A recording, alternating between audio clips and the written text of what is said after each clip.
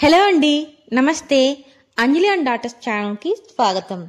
ఈరోజు మేము చెప్పబోయే కథ పేరు పారని నక్క జిత్తులు. ఈ కథ చాలా బాగుంటుందండి. మరి కథలోకి వెళ్దామా? అనగనగా ఒక అడవి ఉంది. ఆ అడవిలో ఒక చెట్టు మీద ఒక కాకి తన పిల్లతో నివసిస్తూ ఉండేదన్నమాట.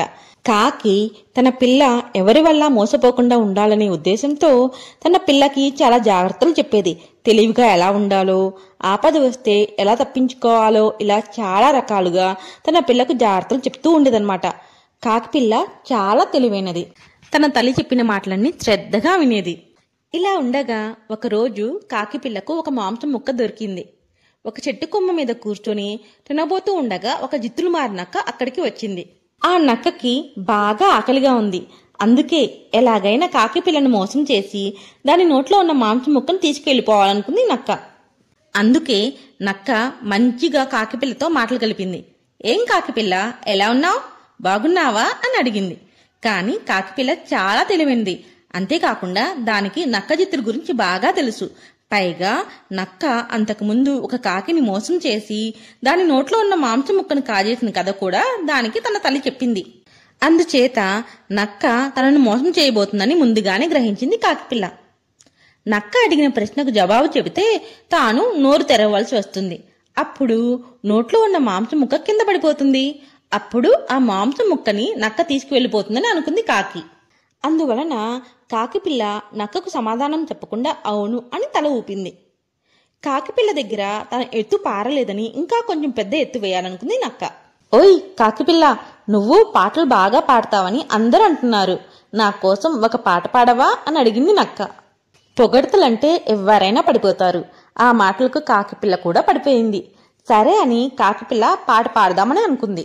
కానీ కాకిపిల్ల తెలివిగా నోట్లో ఉన్న మాంసం ముక్కను తన కాళ్ళ కింద పెట్టుకుని పాట పాడింది.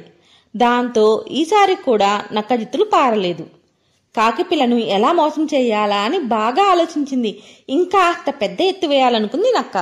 నక్క ఈసారి ఇలా అన్నది. ఓ కాకిపిల్ల, నువ్వు పాట ఎంత బాగా పాడావు. నా చెవిలో అమృతం పోసినట్లుగా ఉంది. అయితే నా ఇంకో కోరిక కూడా నువ్వు తీర్చాలి అని అడిగింది. ఏంటో చెప్పు నక్క అని అడిగింది కాకిపిల్ల. ఏమీ లేదు, నువ్వు నాట్యం కూడా బాగా చేస్తావని అందరూ అనుకుంటుంటే విన్నాను. నాకు నువ్వు నాట్యం చేసి చూపించవా? నాకు నాట్యం అంటే ప్రాణం. నువ్వు చేస్తుంటే చూడాలనుంది అని అడిగింది నక్క. నక్క అలా అనేసరికి కాకిపిల్ల ఉబ్బి తబ్బిబ్బైపోయింది. అంతవరకు కాకిపిల్లను ఎవ్వరు పొగిన వారు లేరు. కానీ కాకిపిల్ల నక్క మర్మం బాగా గ్రహించింది. అందుకని బాగా ఆలోచించి తన కాళ్ళ దగ్గర ఉన్న మాంసం ముక్కను నోటితో పట్టుకుని నాట్యం చేయటం మొదలుపెట్టింది.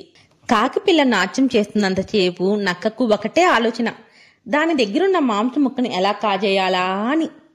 చివరికి నక్క ఇలా కాదు, ఈసారి నేను వేసే ఎత్తుకు ఆ కాకిపిల్ల మాంసం ముక్కను కింద పడేయాలి అని బాగా ఆలోచించి కాకిపిల్లతో ఇలా అన్నది.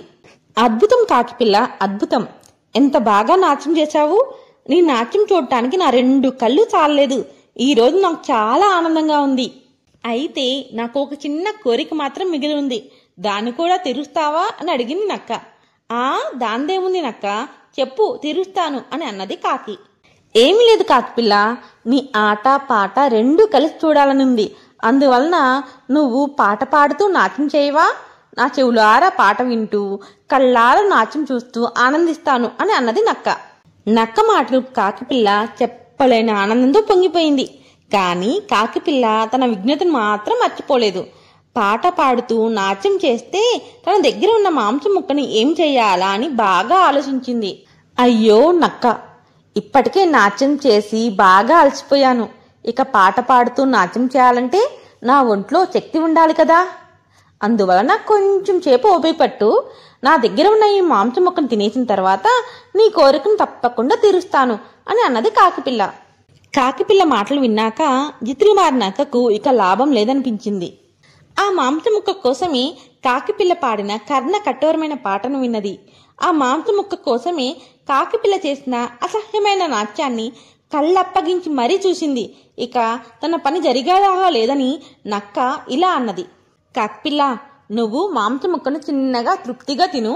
ఈలోపు ఈ పక్కనే చిన్న పని ఉంది, చూసుకుని వస్తాను అని చెప్పి జిత్తులు మారినక్క బయలుదేరబోయింది. కానీ కాకిపిల్ల జిత్తులు మారిన నక్కను వదిలిపెట్టకుండా గబగబా మాంసం ముక్కను తినేసి వెళ్ళిపోతున్న నక్కను బలవంతంగా ఆపి పాటలు పాడుతూ నాట్యం చేయసాగింది.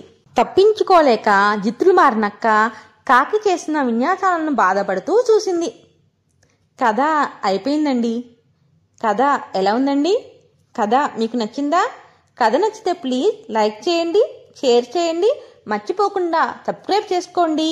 మా వీడియో చూసినందుకు మీ అందరికీ ధన్యవాదాలు.